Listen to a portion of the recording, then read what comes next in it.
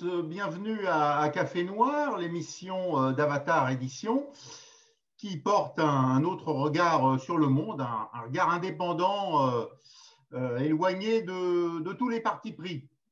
Café Noir, en ces temps de Covid-19 et de confinement, c'est un clin d'œil en solidarité avec les bistrots et avec les restaurants abusivement fermés par l'exécutif dans tous les pays d'Europe pratiquement. Ce soir, nous sommes avec notre ami Gilbert Dawed, éditeur, gérant, fondateur des éditions Avatar. Le site, c'est Avatar Édition. Avatarédition.com, je crois, c'est ça? C'est exact. Avatarédition.com, hein, pour être précis. Et aujourd'hui, nous avons intitulé notre tour de table après le Brexit, allons-nous aller vers un Frexit? Et nous allons décliner en quelque sorte cette thématique en quelques questions auxquelles va répondre donc notre ami Gilbert. Alors, Gilbert, première question qui intéresse nos auditeurs et spectateurs. En fait, qui a voulu ce Brexit, hein, ce départ du Royaume-Uni, qui a voulu ce Brexit et en quoi consiste-t-il en quelques mots? Voilà, alors bonsoir Pierre et bonsoir à tous. Effectivement, on a eu à la dernière minute, dans les délais exigés par les accords de l'Union européenne, l'accord signé du Brexit anglais. Alors tout d'abord, expliquons à nos auditeurs ce que veut dire le Brexit. Brexit, c'est le British Exit, donc la sortie de la Grande-Bretagne. C'est le terme exact. Donc, en fait, la vulgate locale traditionnelle veut que le Brexit l'a voulu un seul homme, Nigel Farage. Donc, c'est le représentant officiel du Brexit anglais. C'est lui qui était en pointe, c'est ce que tu veux dire, Gilbert. Hein. Voilà, exact. Alors, mais qui est Nigel Farage? Parce qu'il faut savoir, on parle tout le temps de cet homme-là, mais personne ne sait qui vraiment est Nigel Farage. Ouais, il a un parti qui s'appelle l'UKIP. Qui est évolué dans le Brexit Party maintenant. Alors, expliquons, faisons un tour une vision de qui est Farage. Alors, Nigel Farage est d'une famille très, très riche et très influente. Elle fait partie de l'élite de l'establishment anglais. Oui. D'ailleurs, le père de Nigel Farage était un courtier à la City de Londres. D'accord, milieu de la finance, quoi. Le milieu de la finance. C'est pas un pauvre. C'est pas un métallo à Birmingham. Non, exactement.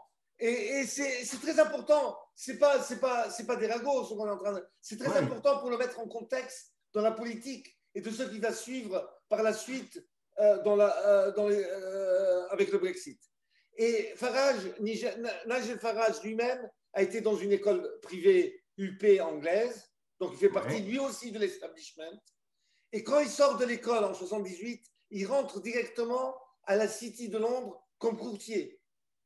D'accord. Alors lui aussi, il a travaillé comme son père. Un petit peu comme Macron qui, dès sa sortie de l'ENA, devient un homme d'affaires, un financier, quoi. Un banquier, exact. C'est exactement le même parcours. Mais à la différence de Macron, lui, il fait déjà partie de l'élite, l'élite de Londres. Et il y a une chose très importante pour Nigel Farage, ce qui est rarissime pour les jeunes en Angleterre, c'est qu'il était membre et militant du Parti conservateur dès qu'il était à l'école. Donc, il est rentré au Parti conservateur en 78. D'accord. Donc, il a milité. Il a quel âge? Il a la soixantaine? Il a une soixantaine d'années.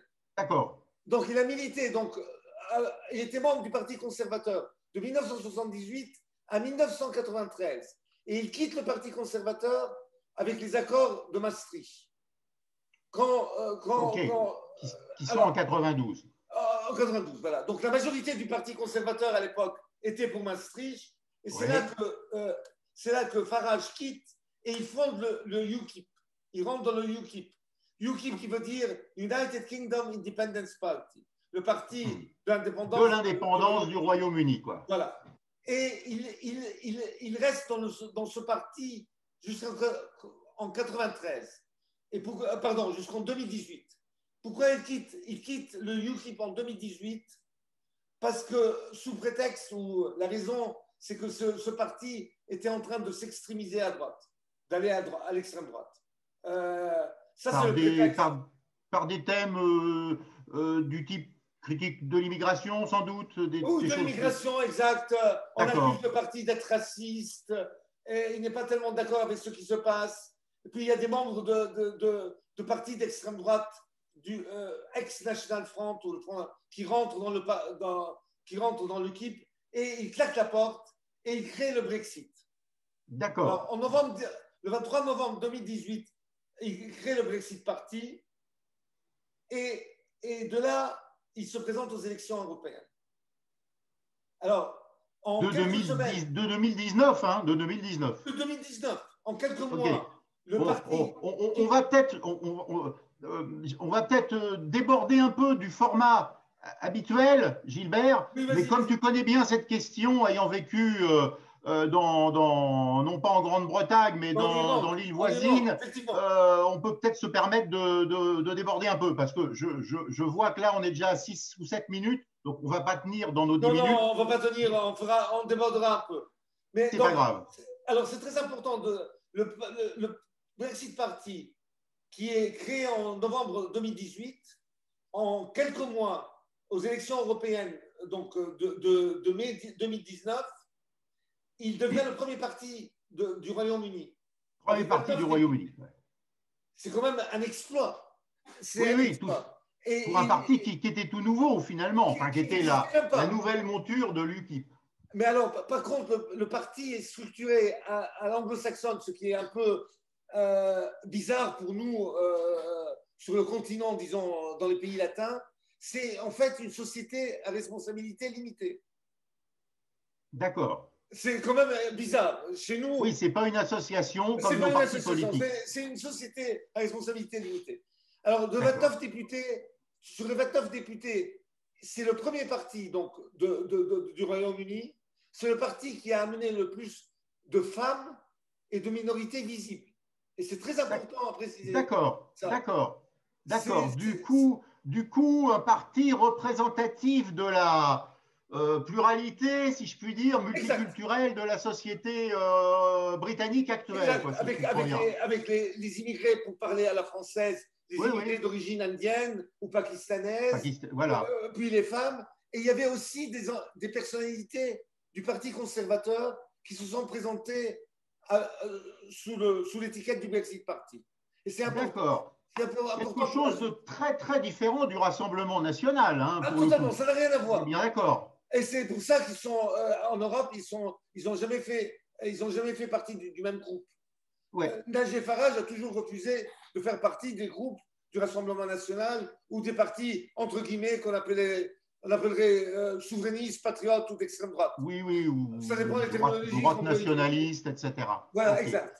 Alors, en deux mots, en quoi consiste le Brexit? Vraiment en deux mots. Sachant qu'il y avait déjà quelque chose que le Royaume-Uni n'avait pas de commun avec le reste de l'Europe, c'était quand même la monnaie, ce qui n'était pas rien. Oui, mais alors, c'est plus que la monnaie. En fait, le Royaume-Uni n'a jamais vraiment fait partie complètement de l'Europe, de l'Union européenne. Non seulement il n'a pas adopté l'euro, la monnaie commune, mais il n'a jamais signé les accords de Schengen. Oui, il a toujours fallu pour voyager en Angleterre, il faut toujours prendre son passeport.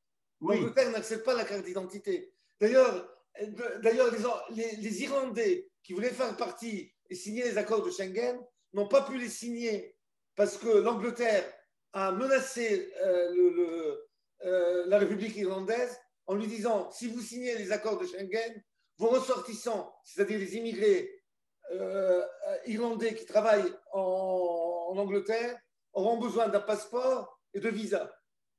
tout à fait. Et même ceux qui travaillent en Irlande du Nord, par exemple. Oh, en Irlande du Nord, il y a bien Tout à entendu fait. un Alors, problème là, de l'Irlande du Belfast, Nord. par exemple, Et oui, c'est, oui. voilà, exactement. C'est une des raisons pourquoi, d'ailleurs, l'Irlande n'a jamais signé les accords de Schengen sous la menace anglaise ou du Royaume-Uni. Donc, voilà où on en est. Donc, en fait, l'Angleterre n'a jamais été un membre à part entière de l'Union européenne. Ça, c'est quelque chose que tu apportes à nos auditeurs comme information qui est très important. Parce que finalement, ils ont quitté quelque chose dans lequel ils n'étaient jamais tout à fait entrés, hein, si je comprends bien. Exactement. Hein, c'est un peu, voilà, c'est ça. Voilà, exact. C'est ça qu'il faut bien comprendre, ouais. C'est très Et important alors, de comprendre. dis-nous, qui est gagnant dans l'accord de sortie, donc, entre le Royaume-Uni et l'Union européenne? Est-ce qu'on peut dire qu'il y a un gagnant, ou peut-être deux gagnants, ou peut-être deux perdants? En, il y a, comme d'habitude dans ces accords politiques, dans ces accords entre pays, même si l'Union européenne n'est pas un pays en tant que tel, c'est un groupe Oui, de pays, mais chacun proclame qu'il a gagné. Mais alors, l'important, alors pour remettre en contexte l'accord, le référendum a quand même eu lieu en 2016. oui, ça a duré Donc, 4 ans. les Anglais ont voté à 52% pour quitter l'Union européenne. Il a fallu quand même 4 ans pour Enfin, pouvoir. Les Britanniques ont voté à 52%, sachant que, par exemple, en Écosse, les europhiles étaient majoritaires. Mais Hein. Mais ça, c'est l'Écosse n'est pas aussi. très Ça, peuplée. c'est un autre problème. C'est un autre Oui, oui. problème du référendum. C'est que le Royaume-Uni et la Grande-Bretagne, le Royaume-Uni De et la Grande Grande-Bretagne et d'Irlande du Nord, et voilà. l'Irlande du Nord ont voté à 52% pour le Brexit, mais c'est en Angleterre où il y a la majorité. Les Oui. Irlandais, les pays de Galles et l'Écosse ont voté pour rester dans l'Union européenne.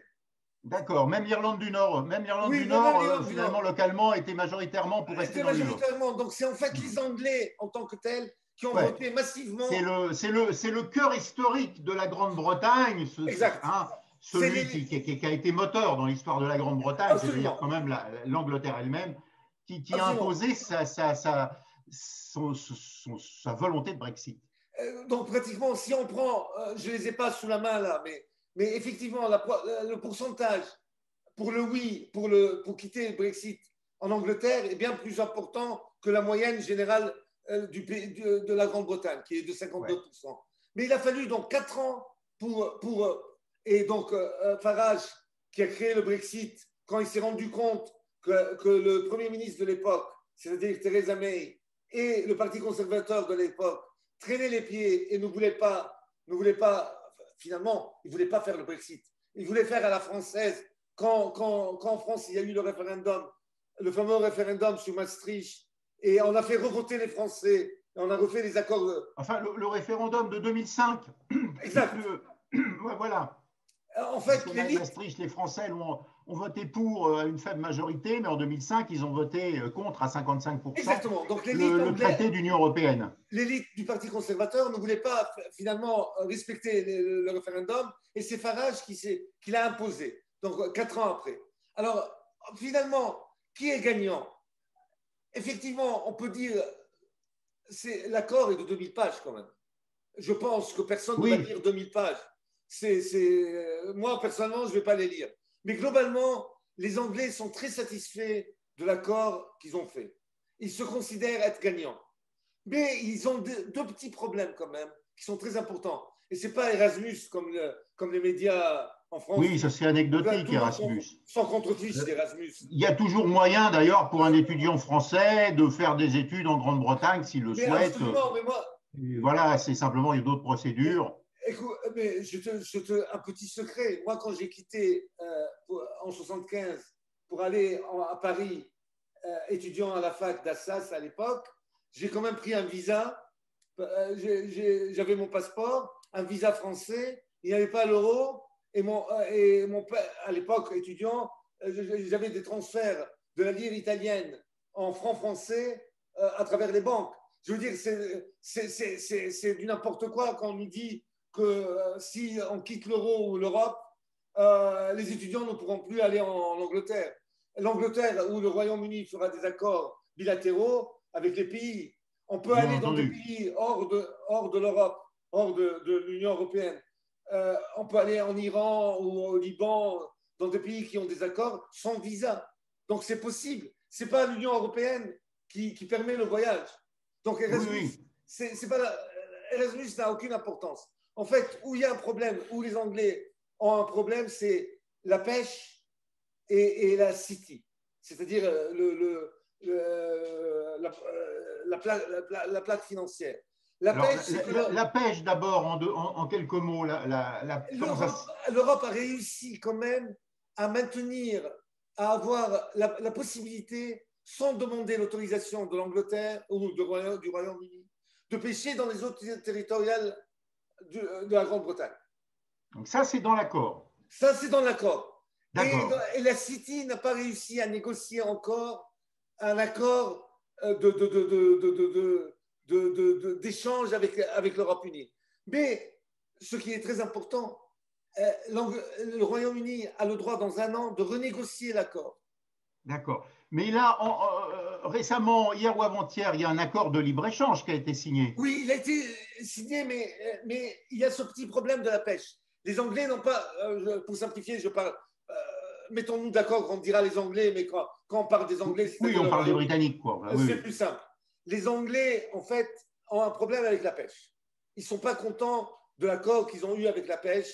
Ils pensent que l'Europe, que l'Union européenne ou Bruxelles a gagné sur ce volet-là.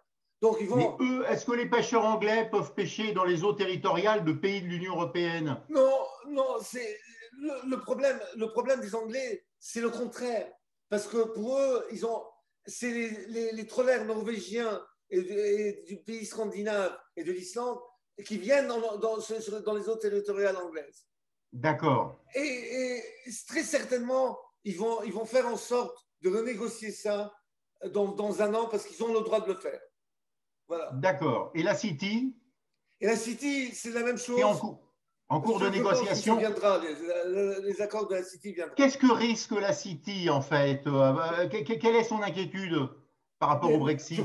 je pense pas que la City a aucune inquiétude, parce que Hmm. comme tu sais, tous nos médias en France qui étaient contre le Brexit nous ont annoncé la fin de l'Angleterre. En fait, l'Angleterre se porte économiquement très bien, elle se porte mieux que les pays de l'Union européenne, et la City se porte très très bien. Oui, il y a eu un certain rebond économique les 6 derniers mois en Absolument. Grande-Bretagne. Et même la valeur de la livre sterling, la livre anglaise a augmenté. C'est En fait, apprécié. Ouais. c'est Oui, apprécié. il y a encore des négociations à faire, mais a priori, il n'y a pas de grosse inquiétude du côté de la Grande-Bretagne. Absolument. Alors, avant-dernière question, y a-t-il un avenir pour l'Europe sans le Royaume-Uni? Absolument. En fait, je pense que l'Europe se portera mieux sans le Royaume-Uni. Parce que, comme on a dit précédemment, de nouveau, pour simplifier, je vais parler anglais et Angleterre. C'est plus simple, mais c'est en parlant on parle du Royaume-Uni, bien entendu. Oui, oui. Et comme les Anglais n'ont jamais vraiment été membres à part entière de l'Union européenne, parce qu'ils ont, comme on a dit, ils n'ont jamais fait partie de l'euro, ils n'ont jamais adopté l'euro, ils n'ont jamais fait partie de Schengen. En fait, c'est l'élite anglaise anti-européenne qui a voulu cet accord. Ce n'est pas Ouais. Nigel Farage tout seul. Mais l'Angleterre ne quitte pas l'Europe. Elle fait quand même partie, au niveau politique, au niveau géopolitique, l'Angleterre fait partie de l'OTAN tout le temps. Et c'est pas Aussi, remis en je crois, question. de l'OSCE, l'Organisation de sécurité et de coopération Absolument. européenne, je crois. Absolument. Et en fait, il y a encore maintenant des troupes anglaises dans les pays, dans les Balkans. Donc, c'est un mythe, c'est un leurre au niveau géopolitique. Les Anglais n'ont aucune envie de quitter ces zones qui sont d'intérêt géostratégique pour eux. Mhm. Mais donc, moi, je pense personnellement que l'Europe se portera très mieux sans l'Angleterre, mais à condition très importante de refaire renaître le couple franco-allemand, parce qu'il n'existe pas, en fait. Oui. En France, c'est le mythe, c'est le fantasme français de dire qu'il y a un groupe qui a ce couple franco-allemand. En réalité, l'Europe est coupée en deux. Il y a d'un côté les pays latins et de l'autre côté les pays du Nord qui tournent autour de l'Allemagne, c'est-à-dire les pays scandinaves, les pays de l'Europe ex-Europe de l'Est et les pays baltes. Et l'avenir de l'Europe serait de renouer ou de solidifier ce couple franco-allemand qui est de changer l'axe de l'Europe vers l'Est ou de porter l'axe de l'Europe vers l'Est, pratiquement faire le fameux axe Paris-Berlin, Moscou. Paris-Berlin-Moscou, oui. Paris-Berlin-Moscou, c'est-à-dire oui. de reconnaître finalement que la Russie est partie intégrante de l'Europe. Oui, tout à fait. Et malheureusement, et en tout cas, qu'elle n'a pas, après c'est une autre discussion, qu'elle n'a pas forcément vocation à entrer dans une structure politique du type Union européenne, mais que par contre, c'est le complément privilégié de l'Union européenne, en quelque sorte. Oui, mais disons... ça crée... la Russie peut ne pas rentrer en tant que telle dans Bruxelles, mais elle peut être un partenaire privilégié de l'Union européenne. Ce qui serait logique, c'est le complément. Ils ont l'espace, ils ont les matières premières, absolument. Mais nous, on a plus de technologie. Absolument. Mais alors, donc on est complémentaires. En fait, le Brexit anglais permettrait à l'Europe de se renforcer et de se redynamiser en faisant un accord qui soit externe ou interne avec la Russie. Donc, faire le fameux axe Paris-Berlin-Moscou. Mais je ne sais pas si notre cher Macron et Merkel sont capables de ce type de vision.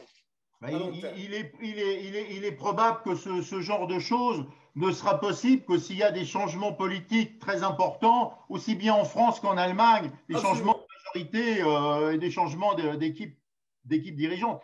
Alors, dernière question, puisque notre émission s'approche un petit peu de la fin.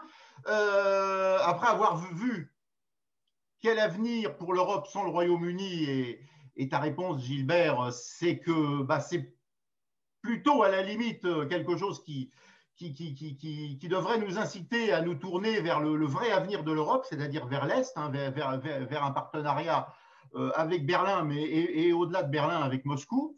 Dernière question, la France aurait-elle intérêt, elle aussi, à sortir de l'Union européenne et à faire ce qu'on appelle le Frexit? Oui, le fameux Frexit, donc la France, l'exit de la France. Et défendu avec talent par certains. Hein, oui, mais voilà. Dont Philippot, le parti des patriotes. Tout à fait. Malheureusement, moi, je pense que le souverainisme n'a aucun avenir, en fait. La France purement français. Ouais. Alors, le souverainisme purement français te paraît sans avenir. N'a pas d'avenir. En fait, quand on parle d'Europe, quand on parle d'Europe, c'est pas Bruxelles. Il faut pas non plus se fixer sur Bruxelles. Il y a effectivement beaucoup de Bruxelles et c'est une oligarchie, c'est le pouvoir des oligarques non élus. En fait, la leçon qu'on peut avoir de l'Angleterre, eh bien, celle-ci, que malgré tout, malgré que l'élite anglaise des grands partis, c'est-à-dire du Parti conservateur et du Labour, du Parti socialiste anglais, n'ont pas accepté à l'origine, au début, le vote du peuple anglais. C'est vrai qu'à la fin, l'élite a quand même accepté ce vote. Donc, et c'est le défaut ou le problème qu'on a avec Bruxelles, qui est une élite totalement déconnectée des peuples européens. Oui, tu veux dire, les élites bruxelloises ont fini par accepter ce vote du peuple anglais, mais en même temps, ce vote du peuple anglais, tu as le sentiment qu'il a été quand même un peu manipulé par les élites britanniques, finalement. Absolument, c'est pas comme on nous le représente, ou comme le disent certains de nos souverainistes en France et en Italie, qui nous parle de la victoire du peuple anglais. Ce n'est pas la victoire du peuple anglais, c'est les élites anglaises anti-européennes qui ont fait en sorte que le référendum, qui ont voulu le référendum et qui ont manipulé ce vote pour leur propre stratégie politique. C'est par exemple, il est à craindre que du point de vue des intérêts anglais, il est à craindre que cela n'amènera pas à une réindustrialisation de la Grande-Bretagne, par exemple. Oui, tu n'y crois pas, toi? Tu y crois ou non à une réindustrialisation de la Grande-Bretagne? En fait, c'est ce que, en principe, c'est ce que devrait faire, ce que a promis l'élite anglaise. D'ailleurs, il faut quand même admettre une chose. C'est un peu un discours à la Trump, pour le coup, voilà. Qui promettait la réindustrialisation des États-Unis. Absolument, mais par contre, il faut admettre une chose. Les accords ont été signés avant-hier ou hier. Et aujourd'hui, déjà, en Angleterre, Boris Johnson a passé déjà la première loi sur l'immigration, que désormais, quand les immigrés étrangers qui viennent en Angleterre ou au Royaume-Uni devront attendre 5 ans avant d'avoir des paiements de la sécurité sociale et d'autres. C'est un durcissement de la politique d'immigration, pour le coup. Oui, non, effectivement, parce que le Brexit était aussi lié au fait que l'élite anglaise voulait avoir une immigration choisie. Oui. Donc désormais, pour bénéficier de l'aide de l'État en Angleterre, un étranger immigré d'abord il doit avoir un travail pour venir travailler en Angleterre, ouais. Et il doit contribuer ou payer ses taxes pendant 5 ans avant d'avoir des bénéfices.